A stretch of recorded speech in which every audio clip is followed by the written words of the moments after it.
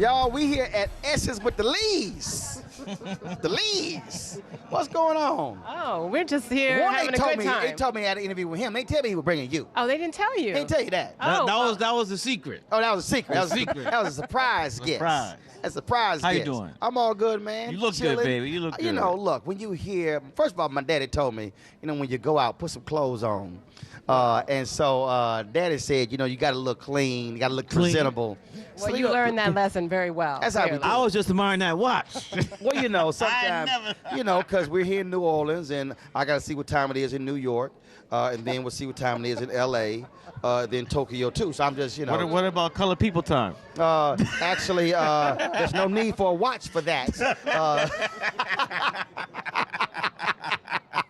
Yes, that's called no watch. That's color people time. Bad. No. So, man, how y'all doing? Good. So before we forget everything, business, everything else, I've been asking everybody this question. For you, what does it feel like, literally, when you're here and the level of black love? Deep. It's a beautiful thing. It's like, Beautiful first of all, it's like being at a family reunion, being down here. All the people that we see that we know, and all the people we don't know, and the love you get. It's a beautiful thing. It's a wave. It just comes in waves. Right, and love. I tell people, you can't come here being special. Nah. You get No. called out. Nah, You sit here and you get called out. But you think you so But that's not even the fun of it, right? I mean, that's the point of being here, like to see people and connect. I tell my staff literally, we do lots of interviews, and I tell them, I say, look, I cut off at a certain point interviews being back here because I walk the floor. Right. Yeah. I said no. Be with the Our people. need to touch us. They need to see you. Yeah. They And wanna these are hug people you. listening to your show nationwide. Right. And you're right here. And what you get from doing that, Oh, right? absolutely. I mean, what you get from connecting with people that you otherwise might not have a chance to meet. It's just awesome. And I'm always telling our folks, I said, look, always have the cameras rolling, because the stories you hear, Right. that you miss it. One year, man, we were sitting here and we were about to pack up and everything, and this woman and her friend, they show up in the doorway. She goes, oh my God, Roland Martin. She had 2 kids. They were not older than 9 years old. And both of them said, Roland Martin, we watch you. Right. So you're sitting there going, Right. hold up. I said, how old are your kids? She said 7 and 8. I don't care who you are. Right. Now you're understanding who you're impacting. 100%. Which is why I tell people, you got to be able to touch folks. Absolutely. Got to be able to do it. And thank goodness Essence is here to allow us to do that in this way for these days. Absolutely. So first of all, what we working on? Because you got all kind of stuff, and you got all kind of stuff, and y'all got your own separate stuff, which is good. Yes. So ladies first. Okay, well, we're here today to talk about She's Gotta Have It. Yep. Which I think everybody knows was Spike's first film. No, never heard of that. Tell me about that. What was that like? Yeah. It's coming on Netflix. Yes. Thanksgiving. As a 10-part series this time. 10-part series. Yes. And it was Tonya's ideal to make this into a TV series. I never thought about it. Whose idea was it? Tonya's. Really? Yeah. How did that conversation go? No, Mike, you need to do this. Yeah, well, I mean, Spike and I were talking about working together. I mean, as you say, I work separately. He has his things, and we were like, well, we should do something together. And Besides have kids. yeah. Yeah. Which we do very well that together. and practice. Yeah. Yes. And our daughter, Stafford, just graduated she from did. NYU this past May. All right then. Daughter shout out. There you go. Tisch School of the Arts. So All right. we do children well, and we thought, okay, let's find something to work together on. And so we were kicking ideas around, and I said, why not think about She's Gotta Have It? And I'll tell you, at the time, Spike was talking about gentrification in Brooklyn, and I said, why not show what you're talking about through your work? And so we decided to do She's Gotta Have It. That's interesting. Yeah, sometimes she's got a couple good ideas. To be honest, I did not see it.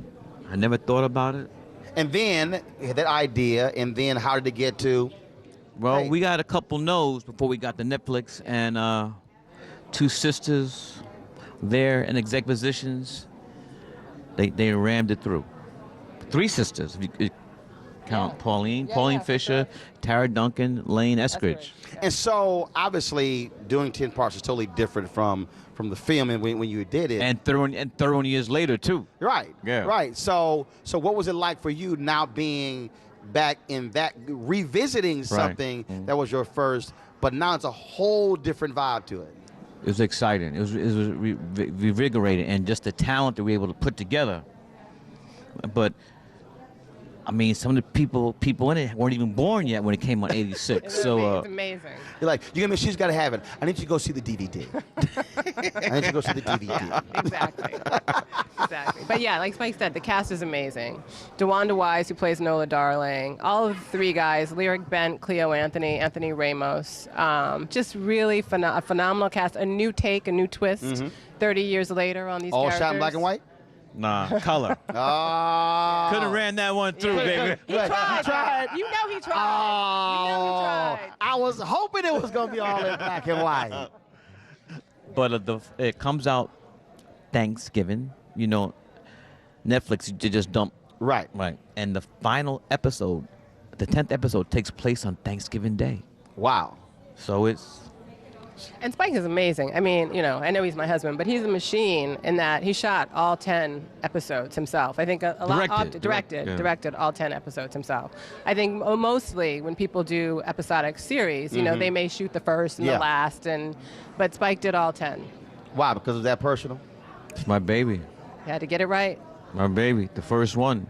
We shot it in 12 days, July 1st to July 14th, 1985. 2 6-day weeks.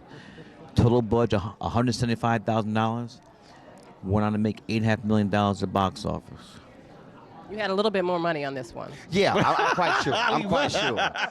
I'm sure craft services was a little bit better this time, as opposed to go down to the corner and get a bag of Funyuns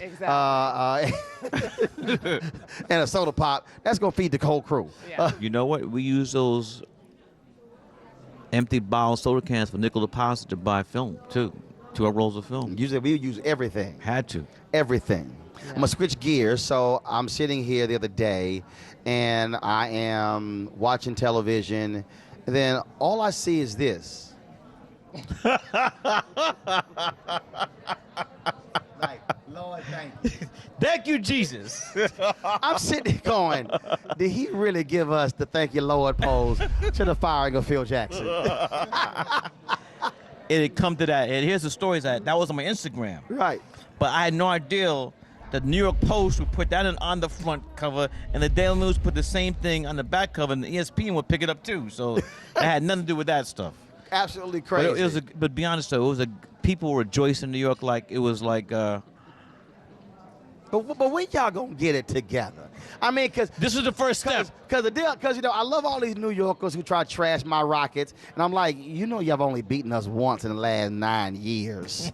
You know, then of course I got to remind them the NBA Finals, but they don't want to talk about that. No. But I'm telling you, because I really do. Because matter of fact, because when I was in, I guess a couple of years ago, when the Rockets played Madison Square Garden, y'all, I'm telling you, first of all, when we air this, I'm going to show y'all the photo. Spike got all his New York Knicks gear on.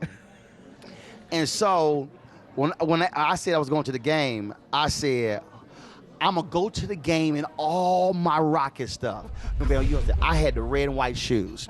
I had the Rockets pants with the logos, the shirt, the jacket. Head to toe, head to toe. Wait a minute, no. I had the black and red Houston Rockets gloves. Then I had the Rockets Santa cap.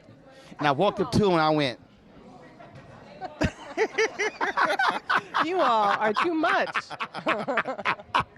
He's like, man, get out the way. All that Rocket stuff. And we blew him out that night. And so, yeah. But the league would be better if the Knicks were better. Right. We need those rivalries. Do you care? I would like to see the Knicks win again. Okay. I mean, when Spike and I first started dating, we used to go. Oh my gosh, it was so much fun. I mean, it's been a long drought. You know, long. Last time y'all won a title, the original Shaft came out. Yeah. 73. Yeah.